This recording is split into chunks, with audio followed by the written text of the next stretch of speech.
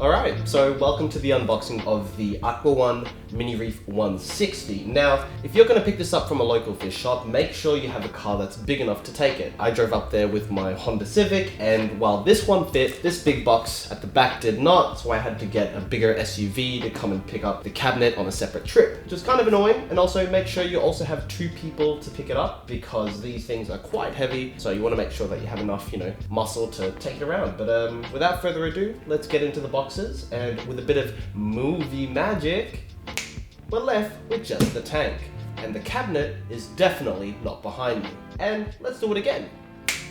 And there we have it, folks. We have just the tank and all the little devices that it comes with. Just to give you a quick rundown, what we've got in the box is the Aqua One MiniGlow 90cm light for marine tanks, the Aqua One Moray 2300 submersible pump, which I believe is for returning the water from the sump back into the main tank, the Aqua One 200-watt glass heater, and lastly, the Aqua One G216 marine protein skimmer. From what I read on the internet, there are some mixed reviews on the equipment that it comes with. Most people say that the protein skimmer that it comes with is decent. It'll get the job done. So most people say that the protein skimmer that it comes with, the G216, is decent. It'll get the job done, but it's something that you probably want to get upgraded at some point. We'll see how that goes once we get to use it ourselves, and I'll give you a proper review once I've had it for a few weeks. It's backed by a 2-year warranty. In fact, most of these things are backed by pretty decent warranties, I think. But yeah, otherwise, here's the tank. We'll get some close-up shots on it. Oh, sorry, we've also got the filter sock, which is for mechanical filtration, so it'll catch the water and any sediment that passes through and allowing the water to flow through, keeping your water nice and pristine. This is a piece of plastic, which I think is for the filter sock, so we'll keep that to the side. Sorry, I'm a bit sick with hay fever, and so you might hear my nose running a little bit. If that grosses you out, sorry. We've got two little plastic things. I don't know what these are for. I'll get back to you once I figure that out. And lastly, we've got this. What the hell is this? Jesus, it's heavy. What is this? Give me a sec while I get this unboxed. But yeah, in that little cardboard sleeve thing, we've got two glass panes, which I assume is possibly for the sump. I'm not sure. Again, we'll figure it out as we go. But yeah, two glass panes, and I guess we'll move on to the cabinet. Alright, finally, so we got off all the plastic seal stuff off the sides of the cabinet, apart from the one on the top, because as I said, I want to take this off once we plan to put the aquarium on the top of it. But apart from that, I'm pretty impressed. Cabinet's really solid. There's a little kink with the doors at the front. If you look at this little close-up shot here, you'll see that there's a gap on the left door versus the right, which is kind of annoying, but it is what it is. I don't really care enough about it too much to complain. And as you can see, it comes with a sump at the bottom, comes with a bunch of compartments in the sump. What are the compartments for? I have no idea. We'll just figure that out as we continue our journey through reef keeping. But yeah, I'm sure it's all important for filtration.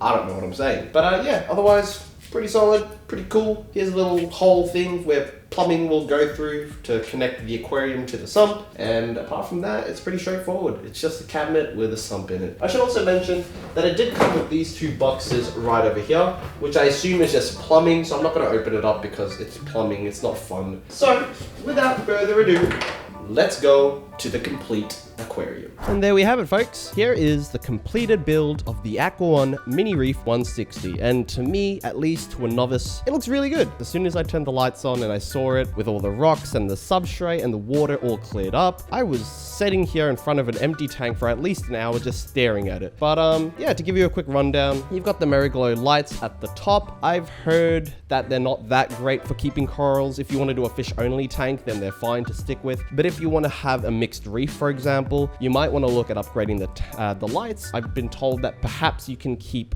soft corals with these lights, so things like zoanthids, I believe, or mushroom toadstools, or duncans. I think those are all corals that might be able to survive. I don't know if about thrive, but they might be able to survive under this light. Eventually down the line, I do plan on upgrading the lights to something much, much better. If we look in the sump, we've got the skimmer running with all the bubbles. It's currently in the process of breaking in, so I'm not looking to collect anything in the cup just yet, just kind of using the skimmer so that it breaks in and can be used at its max efficiency. We've got the pipe pipe in the background with the heater in the second chamber, and that's heating the temperature up to around 24 degrees. And then if we look in this chamber over here, we can see the pump pushing the water into the skimmer, creating the bubbles, and then it goes into this big chamber with these biomedia balls things with the holes in it that increases the surface area, thus allowing bacteria to live inside of it. And then we've got this area here, the second to last chamber actually, where the return pump sits. And as the name suggests, water goes from the return pump into the green tubing, back up into the main tank, and then the cycle continues in a circular fashion. We also have this optional last chamber that doesn't have anything in it just yet, but if you wanted to put a auto top-offs to keep your water levels at the optimum level, you could put some water in there and then put in a top-off, and then you're good to go. You also have, with the lights, you can go from blue, white, or a mixture of both, and you can manually turn these on and off just using the switches on the light. Optionally, you can also get timers and plug them into the wall socket, so that way they are timed to turn on and off on their own. But yeah, that's basically it. That's the Aqua One MiniReef 160. In terms of complaints, we've got glass lids on the top, which looks nice, right? It's just that because it's glass, it's kind of easy to break. I've already scratched it in the top right corner when I was trying to open it, and it like scrubbed against the edge of the tank. And yeah, I cracked a little bit off it, and you just got to be careful with the glass lids. As long as you're careful, you're good. I wasn't careful, obviously, and now I have a bit of cracked glass in the corner.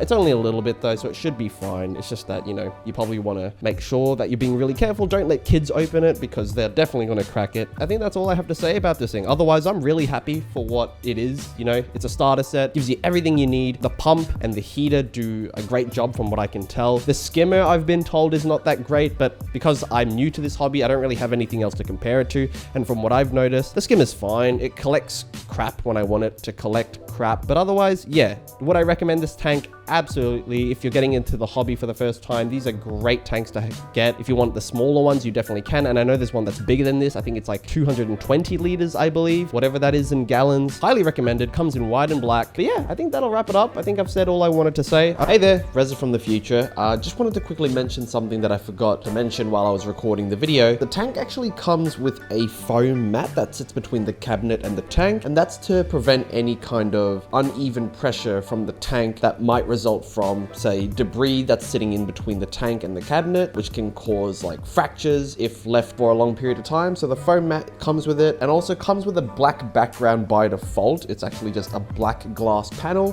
which, you know, I wish I knew earlier because I ended up buying a background before the tank arrived, and then when the tank arrived, I was like, oh, it comes with a background. What a waste of money. Anyway, back to the past, but the present for you because you're watching the video. So yeah, recommended, really good, really happy. Next step is to get this thing cycled and then eventually get some fish inside. So hopefully you enjoyed this unboxing and setup video, I suppose. If you like the video, subscribe or whatever, like and stuff. Thanks for watching. Have a good day and keep swimming. My nose is really stuffed, so if you heard that sniffle, I apologize deeply.